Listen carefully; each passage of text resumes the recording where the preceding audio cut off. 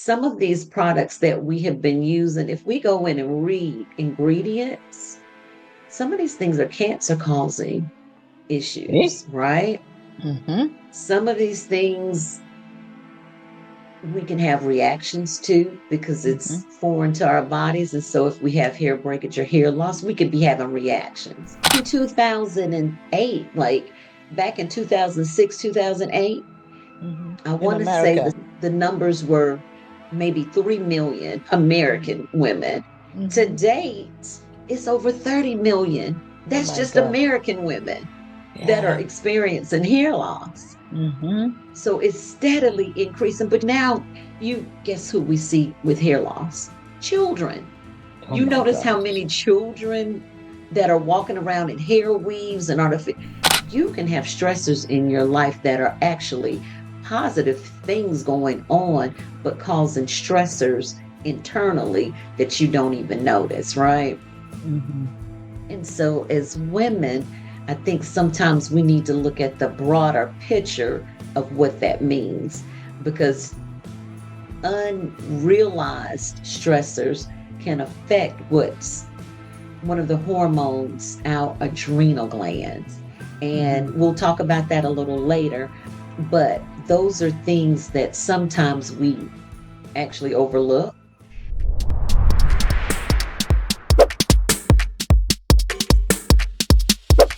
Welcome to another episode of Chatting with the Experts, where I speak with phenomenal women from Africa, from the Caribbean, and in the diaspora.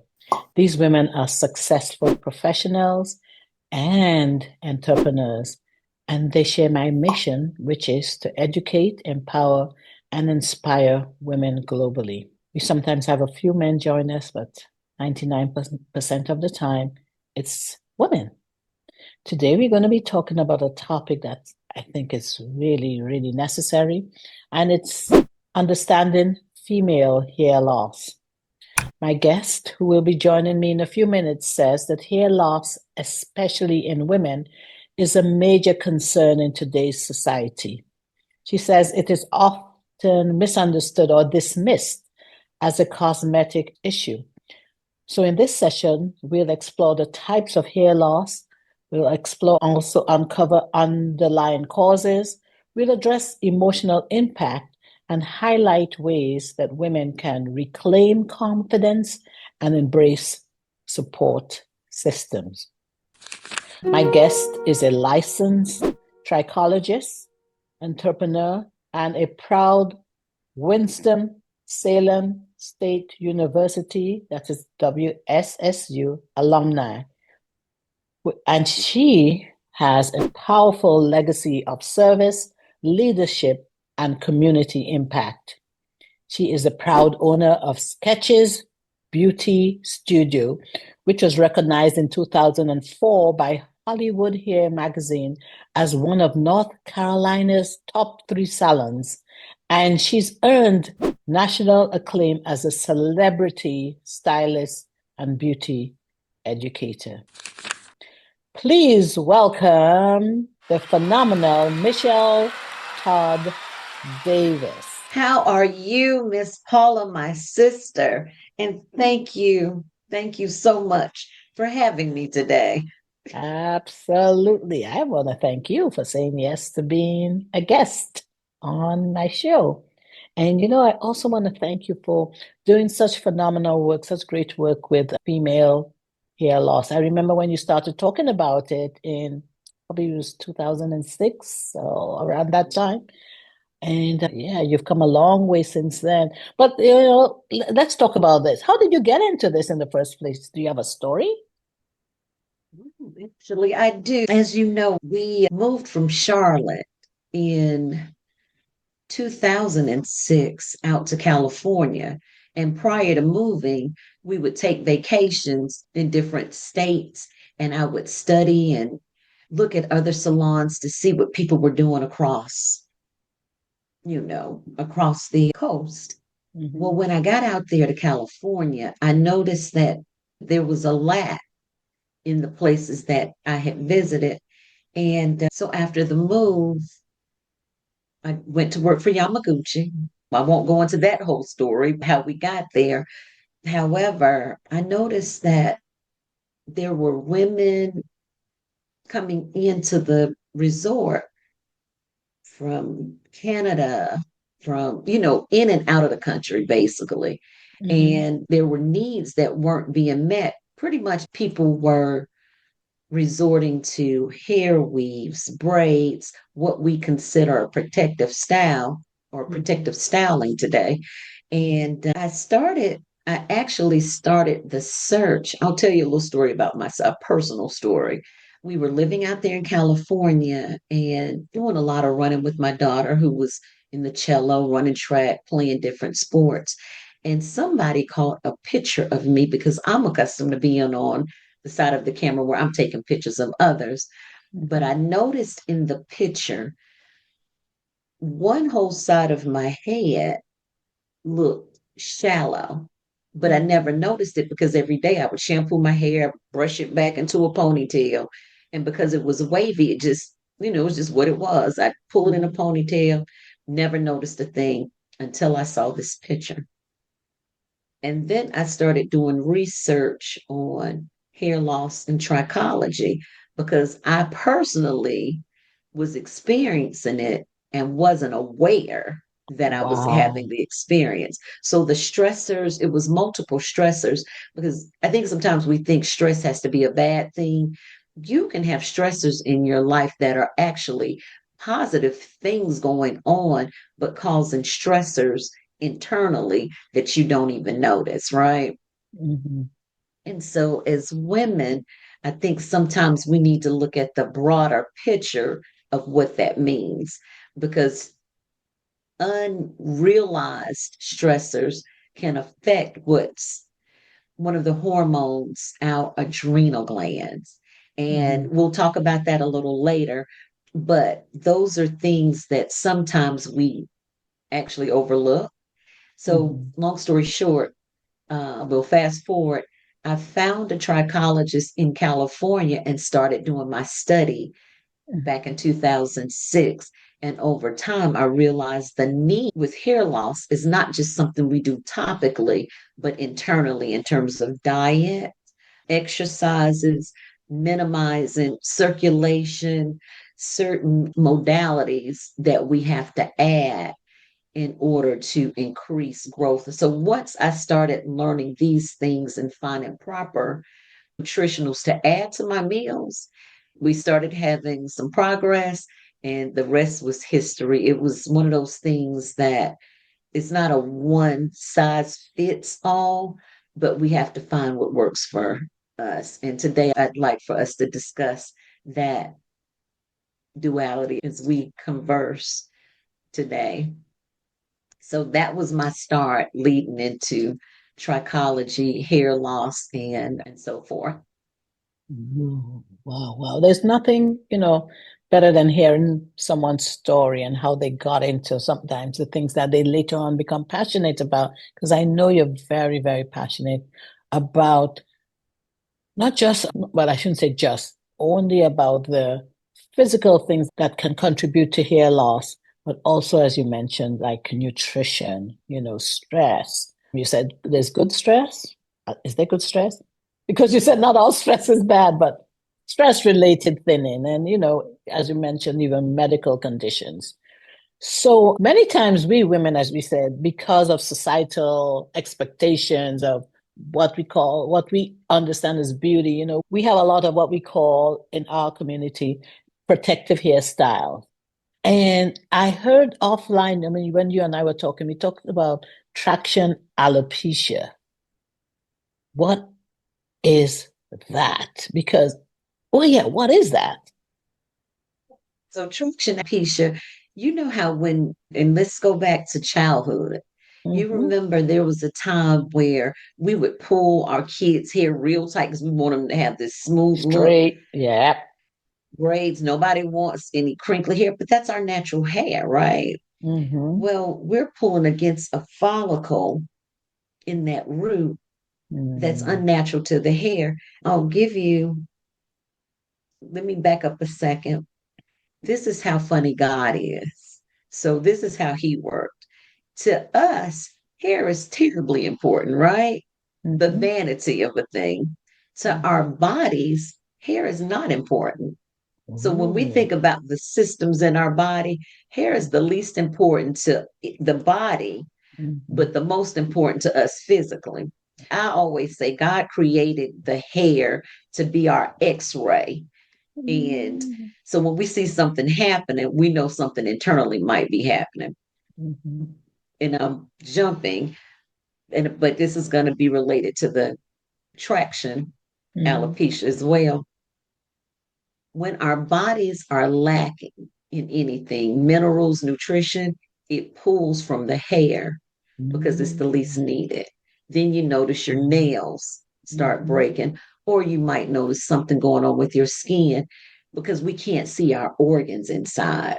So when Mm-hmm. these things are occurring, it's time for us to go and do something else. But I'm Mm-hmm. going to come back now to traction alopecia. When Mm-hmm. we're pulling and tugging and trying to find styles that we call protective without adding something to bring the pH down in your skin, on your scalp, protective styles may not be as protective as we think, which can cause traction, which is a pulling and a tugging at the hair follicle. So then you start seeing edges missing, Yes. or when people are using clip ins, you start Mm-hmm. noticing little spots that look like areata alopecia. Mm-hmm.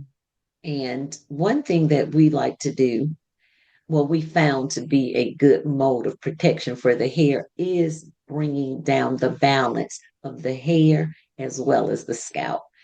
Well, the scalp as well as the hair, because people focus on hair, but we never focus on our scalp, True.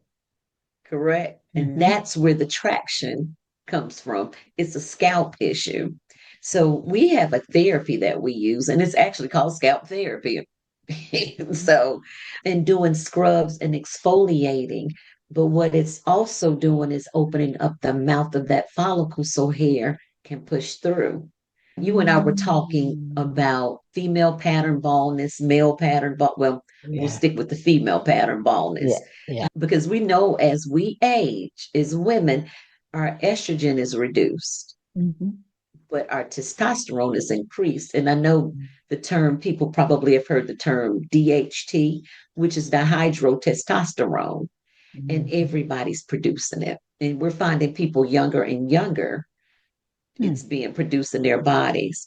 But years probably, gosh, I couldn't tell you dates, but years ago we heard of nioxin and minoxidil and steroids to be applied to the hair. Mm-hmm. They were designed to open up that follicle so hair could come through. The problem Oh. is when you stop taking it, it minimizes and then there it's almost like a cement on the scalp. But DHT is clogging that pore, Mm-hmm. that follicle, so hair can't be produced. That's where I don't know if I should pull this down because you probably cannot see it on the screen, but I will put Mm. that in the screen. Deca Okay. scalp, can you see that? Yes, I can. I can. Yes, statin So scalp our Deca therapy. Plus scalp therapy. Mm-hmm. This is gold in a jar. This is Bitcoin. This is probably one of the most well kept secrets. And I'm saying well kept secrets because the company doesn't really advertise. We teach other stylists how to give clients what they need within. So it's one of those things that you won't see advertised across the television waves. So it keeps it very reasonable. The product line is very, very reasonable. But when I say this product has done exactly what it says it's going to do, it does exactly what it says it's going to do if you do what you're supposed to do in terms of using it. And I don't want to divvy off into that, but it's essential oils. and the pH of it is at a 4.5. So Mhm. with hair, okay, let's go back a minute. With our bodies and our bloodstreams, we talk about pH a lot. You hear pH this, pH that, and products being pH balanced. But do they tell you the number of the pH? We've learned in trichology that there are neutralizers and Mhm. normalizers for hair. You remember when relaxers were very popular and Yes. people were saying over time, oh, it's breaking my hair and it's Mhm. taking my hair out, or it's, all the things. Well, really, relaxers weren't bad thing. The bad thing was is we didn't understand how to truly and properly bring down the pH because most companies Um, didn't understand that then. So if you mm, have a relaxer that is at a pH of a 14, that's the highest it can go because it's designed to open up, do its job to rearrange bonds, straighten the hair back out, and then you need to come in and close it with your neutralizer. But a neutralizer, a neutral pH is a 7. mhm. The proper pH for hair is below a 6 and a 5. So between a Okay. 4 and a 6 is a proper range for hair. Mhm. But if you got a neutralizer or a normalizer that's a 7, you are not even bringing it down to where the hair needs it to be That's why the hair because breaks. that's why the hair breaks. And so we Ah, learned that over time, but that wasn't because I've been in the industry 40 years. We didn't know that back then. Right? um, We coat hair with conditioners. People go home and say, oh, I got this because it's softening the hair. Well, it's coating your hair. It doesn't mean it's penetrating into the hair because most molecules are too large. But because of advertising and it sounds good, we go what the bottle says without having full understanding. so you touched on something which is these days we have so much more knowledge about a lot of things, hair including, because we for many years, you know, especially our type of hair, we just wanted our hair to look good without thinking about anything, how is it really affecting our hair? How it's affecting us too. And so now, I mean, you're such a good teacher. You're explaining how these things work and giving us even a better understanding of when we go to the store, even when we were the stylist, when we understand what's actually happening with our hair, then we make better choices. Absolutely. So I have a question. So does that also explain why hair loss in women can be different from hair loss in men? Because men don't do half the things that we women do with our hair. Absolutely. Well, partly because still you got to think internally with DHT if you're not going in because you can't change that. That's the internal part. Now, Mm-hmm. once the hair comes above the epidermis, then once it's out where we can handle it, what we do is the cause. What women do, because we'll go buy anything if it looks good. You know how we Mm-hmm. do. It's got Yep. to be fancy, it's got to be bright lights and shine, and then we're going forward. But some of the chemicals and I'm learning, I'm constantly learning daily. Mm-hmm. Some of these products that we have been using, if we go in and read ingredients, some of these things are cancer causing issues, See? right? Mm-hmm. Some of these things we can have reactions to because Mm-hmm. it's foreign to our bodies. And so if we have hair breakage or hair loss, we could be having reactions. Mm-hmm. That's one reason why I keep it very simple in terms of what I decide to do because people will call me and tell me, oh, I heard about this. Did you hear about this? Can we try this? Well, send me some ingredients first. I mean, if we Mm-hmm. can try it, it doesn't mean it's not going to produce nice results momentarily, but Mm-hmm. long term, what are we going to have happen? Important. Important Just to think know. about there was a product line that was out there was very popular and hair, everybody's hair looked beautiful up on the initial usage of it. Mm-hmm. But over time, because a very important component was missing. Mhm. People started having breakage, people started having issues, and all of a sudden it disappeared. So it was a quick end. Now, that product wasn't necessarily bad, Mm. but over time, anything in over, I'm not going to say improperly used, because Mhm. how it was designed to be used was fine, but there was a piece in between that needed to happen Mm. for it to work effectively long term. And Got so you. that's the thing that we don't realize, the in between pieces, because Mhm. now we have, what is it? Instagram, I think it's Instagram. People are coming on with these TikTok. quick instant looks, and Yes. we think we can do them at home. And then I'm getting calls because, oh, I need you to fix my actual hair Mhm. behind the glues, the sprays. It's a big thing. But Mhm. again, God is interesting because he knew we would be so vain that this is one way he could get our attention was Mhm. through our hair. And a lot of the things that people are doing doesn't have to be bad. The Mhm. protective styles, the braids, the weaves. My suggestion is to make sure you understand pH balance of your skin and your scalp.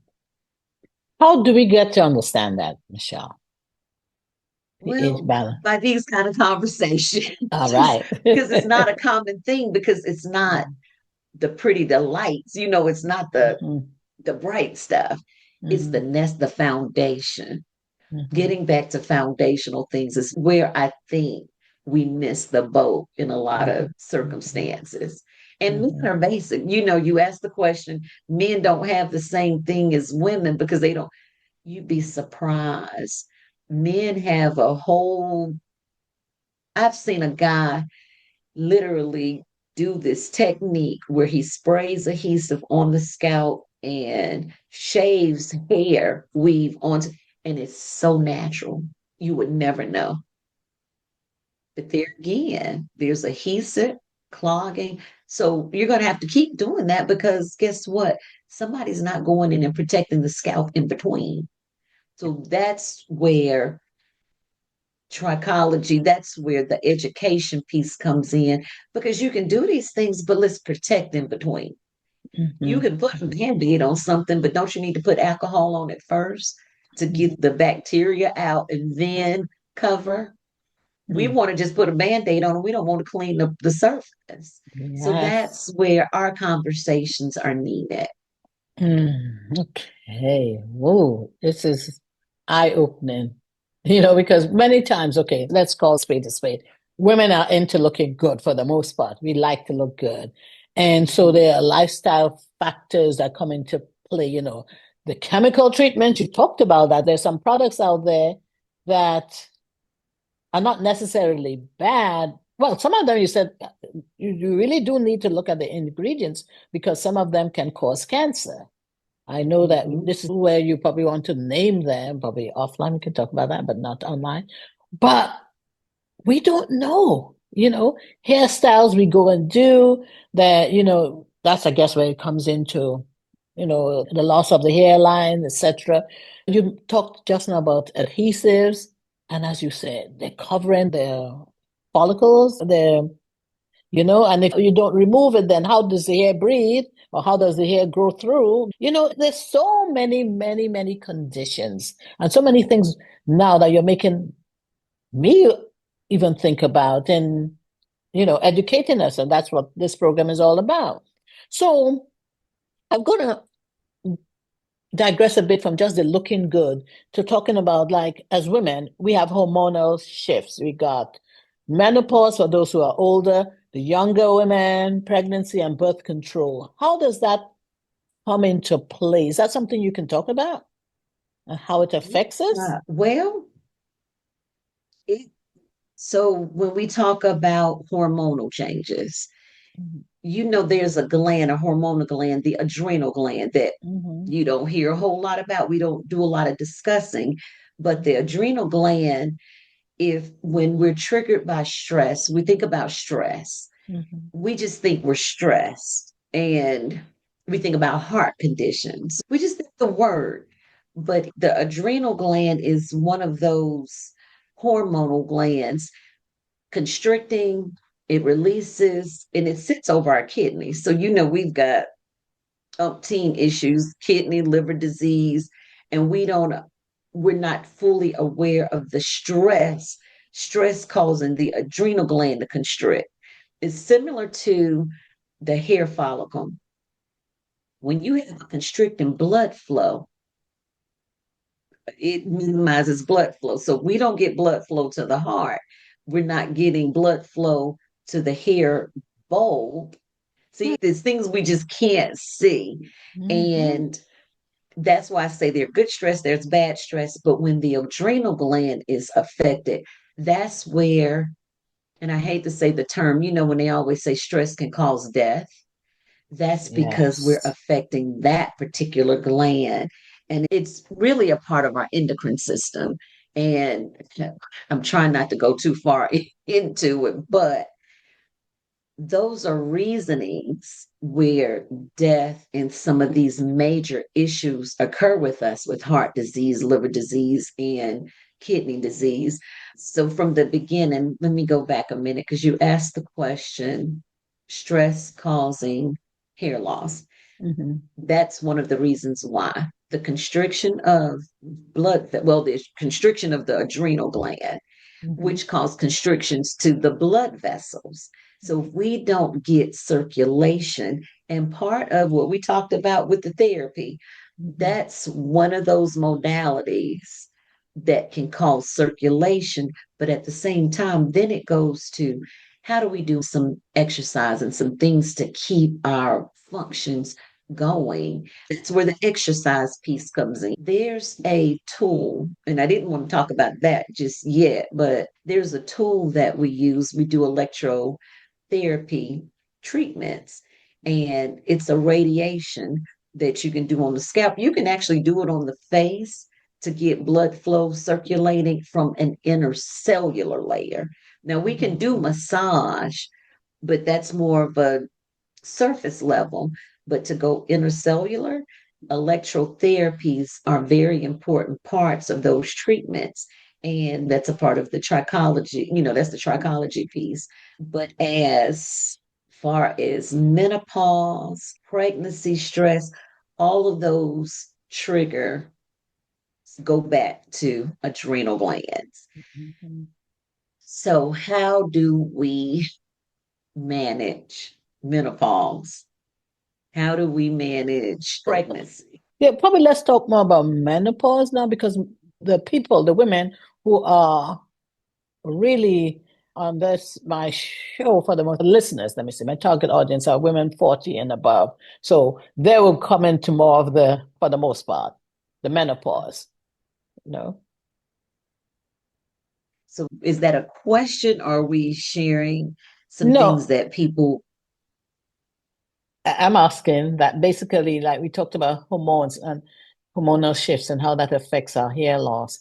And I'm saying if we have to address hair loss, let's talk about menopausal women as opposed to childbearing women, because the target audience are mainly More menopausal menopause. women. That's what I'm saying. Exactly. Uh-huh. Okay.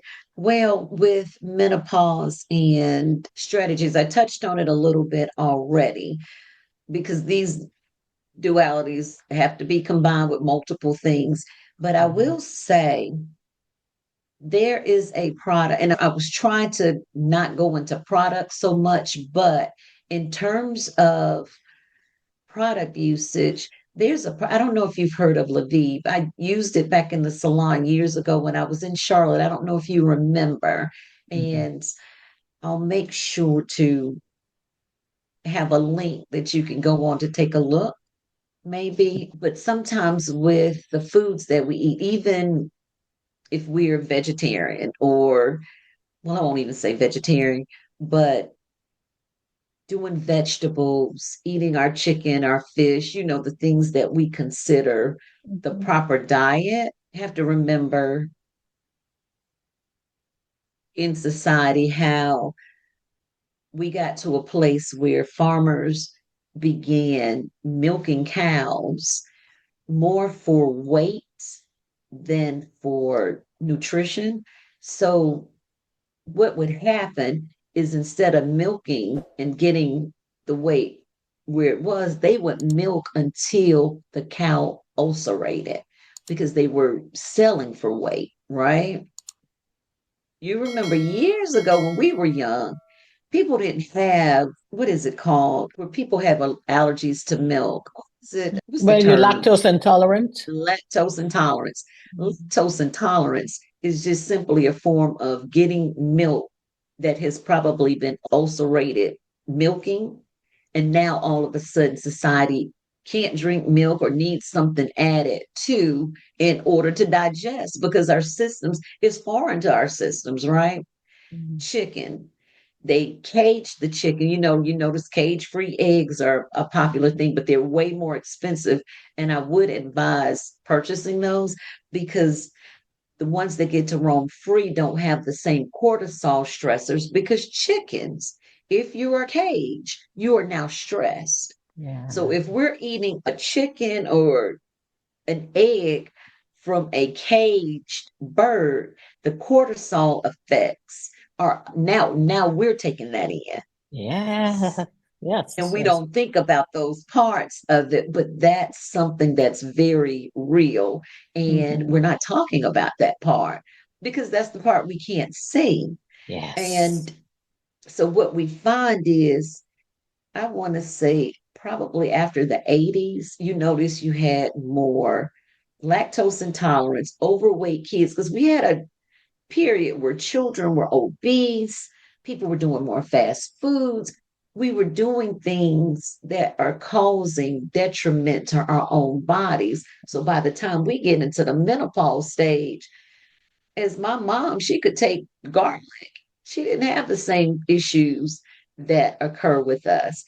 Now, praise God, I had a long menopause situation, pre-perimenopause, but it wasn't as bad as some people have because I thought about the things my mom did, which is the garlics.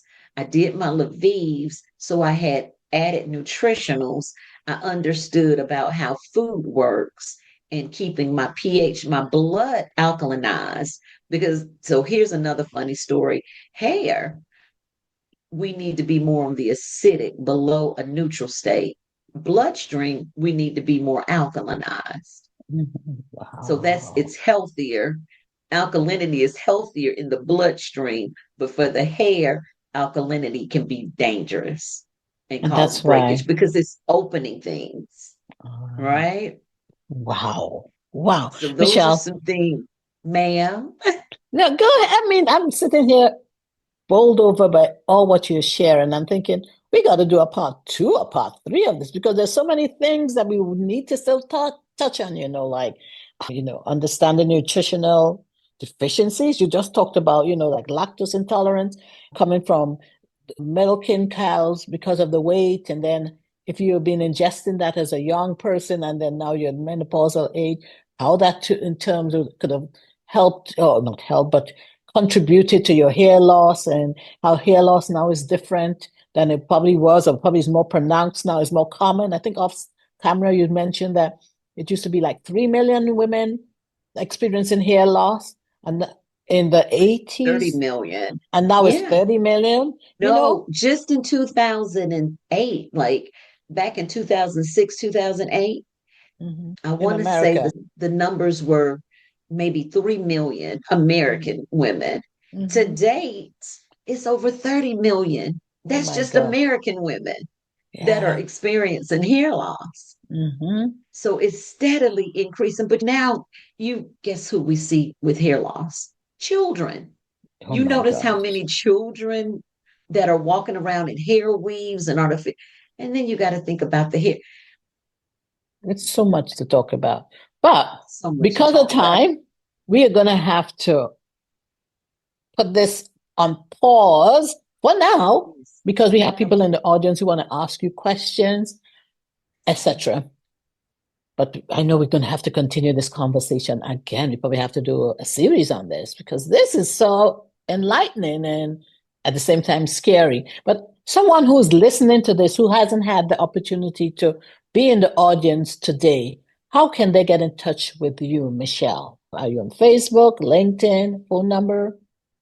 I am. So, do you want me to just share it? You can So, just my mention it Facebook and page mhm. is Michele Todd Davis, and that's Michele with one L, Michele.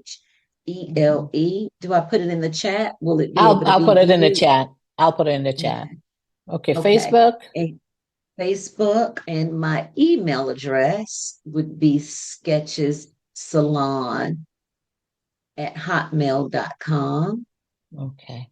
And my LinkedIn profile, I want to say, is Michele Davis. Don't No, worry, we'll put it in the chat. Don't worry we'll put, about that. And we'll put it okay, in the show notes. Don't worry about that. Yeah. sounds good. So people listening, you can get in touch with her because as you can see, Michele is very knowledgeable about hair loss. I mean, because this is a woman's show, we're talking more about female hair loss, but hair loss is not gender-based. Men also experience this.